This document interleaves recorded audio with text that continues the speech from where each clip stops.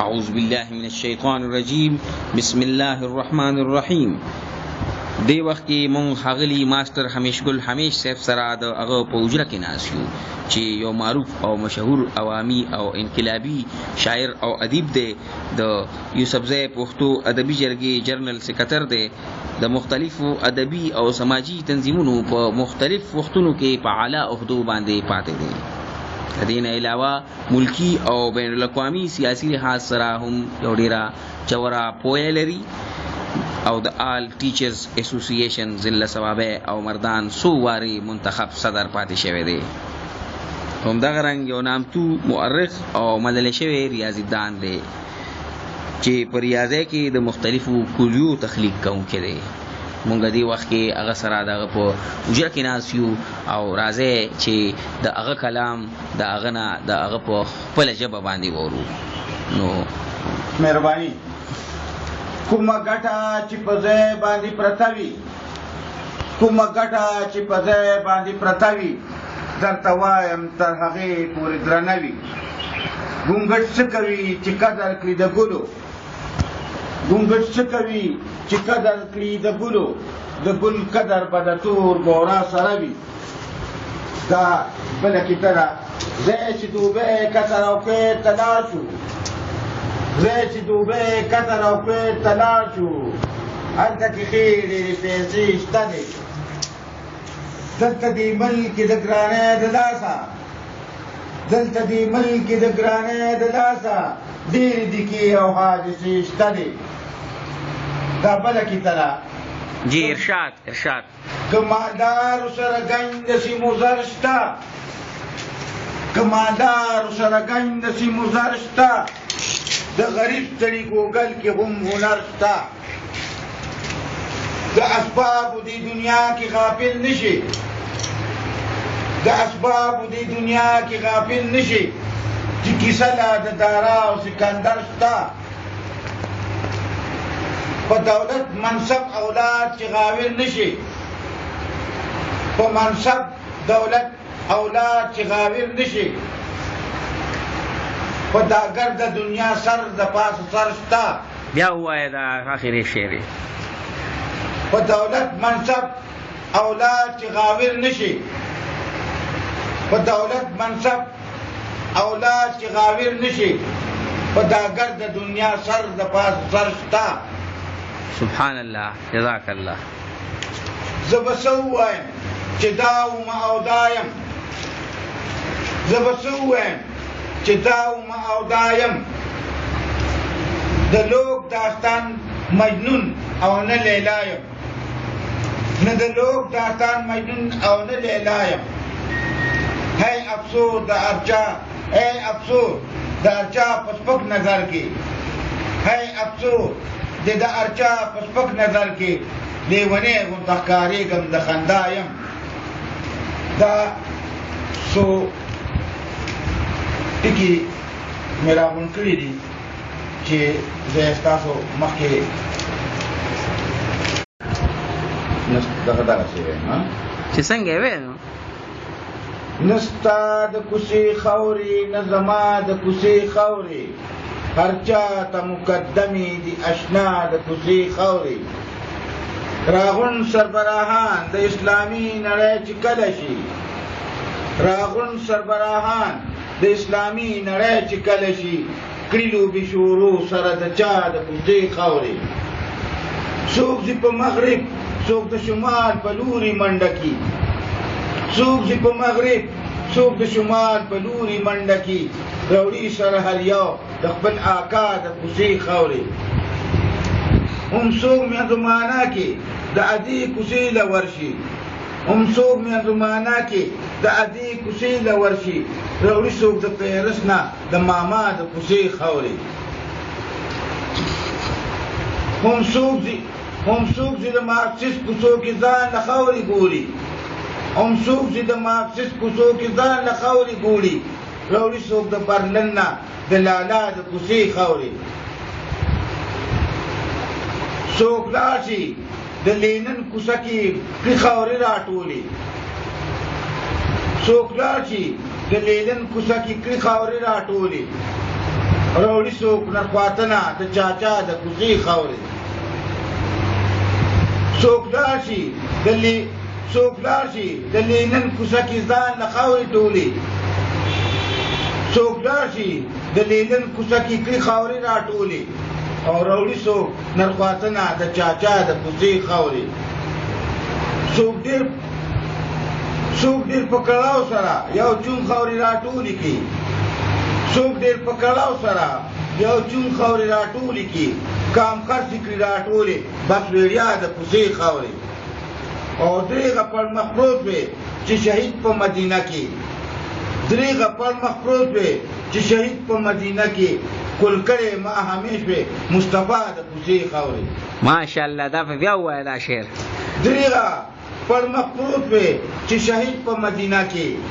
دریغه پر مخ پروت وې چې شهید په مدینه کې کل کړي ما همیش وې مصطفی د کوڅې خاورې زوایا شکینا بدلا د مینې زکه ځان په تیږو تراړم شکینا بدلا د مینې زکه ځان په تیږو تراړم شم ازغې بس د سترګو نن چې چا ورته ترغاړم لکه لوښي په ایروبو مانجول چې خزینې کړي لکه لوښي په ایروبو مانجول چې خزینې کړي هسې لاس او خپې په خپله زه په خاورو اوبو خاړم کافران به حق حیرانه لاس تر غوږو په توبو شي کافران به حق حیرانه لاس تر غوږو په توبو شي لپولی د ستمګرو که ستم په لمبو راړم وایه دا شعر بیا وایه کافران به هم حیرانه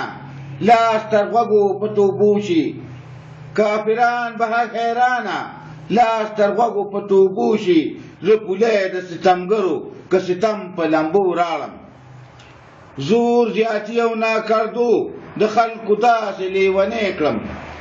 زور زیاتي او ناکردو د خلکو داسې لیونی کړم اوس یریږم چې د ځان نه اکه خپل آیین کې داړم زیړ زبېښلې سا نیولې ناعلاجه په سلګو یم زیړ زبېښلې سا نیولې ناعلاجه په سلګو یم د لقمان حکمت کدی کې بې اثرې یم دوا جاړم زه فریب د پردو خپلو یو حساس د بیتباری کړم زه فریب د پردو خپلو یو حساس د بیتباری کړم کړم احساس مجبور په دی چې لاس د هر چا نان غاړم بیا ووایه دا شعر زه فریب د پردو خپلو یو حساس د بیتباری کړم زه فریب د پردو خپلو یو حساس د بیتباری کړم کړم احساس مجبور په دی چې لاس د هر چا نان غاړم محرومی الله خبر چې به تر کومې راپسې وي محرومی الله خبر چې به تر کومې راپسې وي تږې میان د سمندر کې اوچې شونډې اوبه غواړم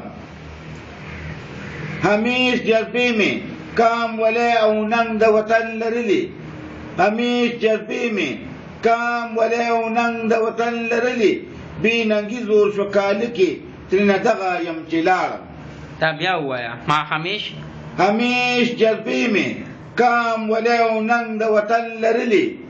همیش جذبې مې کام ولی او ننګ د وطن لرلي بې ننګي زور شو کاله کې ترېنه دغه یم چې لاړم زه استاد یم ډېر بچي زه افسران کړم زه استاد یم ډېر بچي زه افسران کړم څوک ډیپټیان کمشنران څوک وزیران کړم زه استاد یم ډېر بچي زه افسران کړم څوک ډیپټیان کمشنران څوک وزیران کړم خو د دې غمه به ګور ته ورسېږم خو د دې غمه به ګور ته ورسېږم چې دا خپل بچي لا کوم دی نوکران کړم مثال یو دی د شاعر او د منصور مثال یو دی د شاعر او د منصور تل خېجولې چې په دار شي بې کسور مثال یو دی د شاعر او د منصور خېجولې تل پدار شي بے قصور د اوښکو قافلې مې ارمانونو سره ځي کاروان د زندګۍ مې تکلیفونو سره ځي دا غزل دی د اوښکو قافلې مې ارمانونو سره ځي کاروان د زندګۍ مې تکلیفونو سره ځي سپیړې د تقدیر دې که اشنا رانه خپه شو سپیړې د تقدیر دې که اشنا رانه خپه شو د خپولاندې مې مځکه چې ګامونو سره ځي کاروان د زندګۍ مې تکلیفونو سره ځي ملګرو په حسرت به ولې نه ګورم د غمه ملګرو په حسرت به ولې نه ګورم د غمه ساقي دې په مکې چې د جامونو سره ځي کاروان د زندګۍ مې تکلیفونو سره ځي اخلاص مې دې ملګری په دریاب د محبت کې اخلاص مې دې ملګری په دریاب د محبت کې کشته چې مې ساحل ته طوفانونو سره ځي کاروان د زندګۍ مې تکلیفونو سره ځي سامان د تلو په لاس زه عازم یې د زیارت یم سامان د تلو په لاس زه عازم یې د زیارت یم د جون وړه لمحې مې د فکرونو سره ځي کاروان د زندګۍ مې تکلیفونو سره ځي سبب ترېنه جوړېږي د پتنګ چتی کېدلو سبب ترېنه جوړېږي د پتنګ چتی کېدلو مګر چې باغچې ته سرودونو سره ځي کاروان د زندګۍ مې تکلیفونو سره ځي بیا خونه په چمن کې د بلبل جوړې روانېږي بیا خونه په چمن کې د بلبل جوړې روانېږي سیاد چې غلې غلې د دامونو سره ځي کاروان د زندګۍ مې تکلیفونو سره ځي معراج د عاشقۍ دی چې بېواره لیونی شو معراج د عاشقۍ دی چې بېواره لیونی شو پتنګ د شمعې خواله چورلکونو سره ځي کاروان د زندګۍ مې تکلیفونو سره ځي ملګرو زه همیش به ولې نه مرمه د غمه ملګرو زه همیش به ولې نه مرمه د غمه چې وینه د ځیګر مې د آهونو سره ځي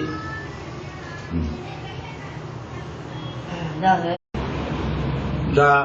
یو رباعي ده چې دې دپاره دا وړوکې ماس فرمایش کوي د رقیب سره خندا کړې په جار ولې د رقیب سره خندا کړې په جار ولې سوځوي مې قصدني په انګار ولې زما تا سره د زړه مینه رښتیا ده زما تا سره د زړه مینه رښتیا ده ته جوړېږي مې د مرګ ذموار ولې ګورې نه چې هر ساعت در پسې جاړم ګورې نه چې هر ساعت در پسې جاړم تا په ما باندې حرام کړو دیدار ولې ما نو سر مې ستا په مینه کې تاله کړو ما نو سر مې ستا په مینه کې تاله کړو ته تر اوسه پورې ګرځې کنار ولې امشکل بستا د لاس لیونی شي امشکل بستا د لاس لیونی شي اینا تستکری ظلمونه په خوار ولي. تاسو ته همیش صاحب تاسو هغه یو نظم دی ډېر مشهور نظم دی د تهذیب زانګو کې ناس چې به تهذیب زانګېدل که د هغې یو څو شعر درته یادي نو ناظرینو ته د خپل دغه د هغې خو ماته یو شعر یاد دی زیات تر چې دی هغه نظم خو داسې دی چې د تهذیب زانګو کې ناس د تهذیب زانګو کې ناس چې بد تهذیبه زانګېدل کا د تهذیب زانګو کې ناس چې بد تهذیبه زانګېدل کا کاغه کغل خوراک کا مخو کا سانډېدل کا چې خپل افلاس د بل په یاد کې هېر کړو چې خپل اسلاف د بل په یاد کې هېر کړو لکه ښځې په پردي مړي بل چم کې جړېدل کا. ماشاءالله. نو دین علاوه د سن 65 لړۍ دپاره تاسو یو خاص نظم لیکلی و چې هغه ډېر شهرت لرو په هغه وخت کې د وخت مناسبت سره ډېر شهرت لرو او ډېر مشهور شوی په دې علاقه او په پښتونخوا کې خاص طور باندې د هغې نظم یو څو کړی چې مختلفو ګلوکارانو د وخت ګلوکارانو لوک ګلوکارانو او عالمي ګلوکارانو هغه نظم په کیسټو کې هم بند کړی و او سره د موسیقۍ ویلی و نو هغه نظم یو څو کړی که درته یادي نو هغه موږ ته دغه کړي. د هغې نظمونو هغو یو د وطن سره د مینې یو جذبه وه او ډېرو شاعرانو د هغه وخت خپل جذبات او مینه د وطن سره ښکاره کوله. نو په دغه لړ کې یو نه څو نظمونه ما لیکلي وو. یو نظم خو داسې و پاسه مسلمانه ستا په وطن جنګ راغی. دغه نظم ستاسو ډېر زیات مشهور شوی ما د ډېرو مشرانو نه اورېدلي دي چې دغه نظم د ډېر مشهور شوی او په دې علاقه کې نه بلکې په ټوله پښتونخوا کې دغه هر ګلوکار په خوله باندې و. او نو د دې باقي شعرونه ما ته یاد نه دي البته هغه خپل چې کوم کسر مې پکې ویلی و نو هغه دا و هندو حیران شو امیشګل چې په غورځنګ راغی پاسه مسلمانه ستا په وطن جنګ راغی. او دغه رنګ یو داسې دا نظم و جوړه غذا شو د کشمیر که نه داسې خو زمانه یې دي. د دې نه علاوه خدا هم تاسو په سیاسي لحاظ سره تاسو یو ډېره غټه وابستګي لرئ او د آل ټیچرز یونین اسوسییشن څو ځله د صوابۍ او د مردان صدر پاتې شوي او په عهدو باندې د سماجي او د ادبي تنظیمونو په عهدو باندې هم پاتې یې او موږ دا اورېدلي دي د بعضو مشرانو نه چې د آل ټیچرز یونین اسوسییشن چې کله بس جلسې وي او دغه به منعقد کېدې یا د هغې به د استاد په حق کې به د هغې مطالباتو د حکومت نه او هغه به په غټو غټو جلسو کې منعقد کېدې هر قسم قربانۍ به وي نو په هغې کې به تاسو مخ په وړاندې وی او هغې جلسو ته به تاسو 4 ستوري لګول د خپلو شعرونو د مختلفو خطو په ذریعه باندې نو د هغې خطو نه که څه کتري مونږ ته ویلې او یا د هغې باره کې هم څه خپلو خیالاتو اظهار وکړو. هغه کتاب او هغه نظمونه د هغه وخت مناسبت سره ولار شو تیر شوي دي. زه اوس په پنشن راغلی یم چونکې د ارکال ملازمین چې دا جذباتیانی نو په دغه جلسو کې به ډېر استادان شاعران چې زه به دا ووایم چې زمانه لوړ خیال والا شاعران به او هغوی به خپل نظمونو کې خپل هغه فریاد او هغه خپل محرومي بیان کړه او ما به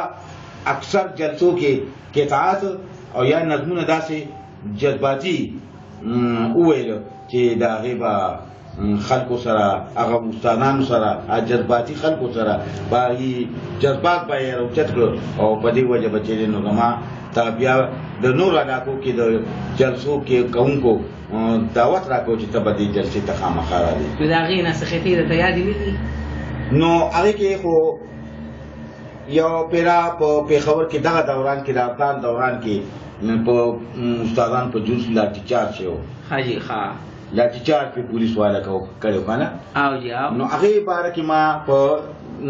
ګړی کپوره کې سکول کې یو جلسه وه بیا د کالو خان های سکول کې یو جلسه وه سو نور ځایونو کې ځای په ځای علاقو کې جلسې وې نو ورپسې دغه ناس یو هفته پس د هغې جلوس او لاټي چارج نه پس ما دا کتا ووې چې خاص د زده کړې په نیت خپل شاګردان ټکوي د زده کړې خپل شاګردان ټکوي هم په غرض د تعلیم یا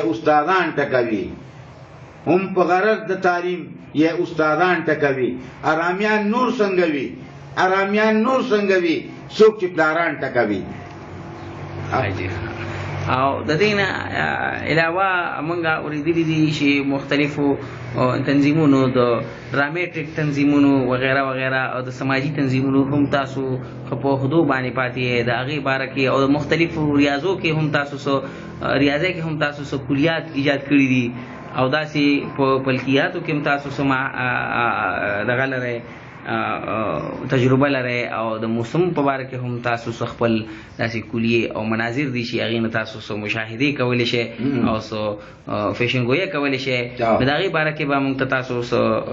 وویلی شئ. الحمدلله چې د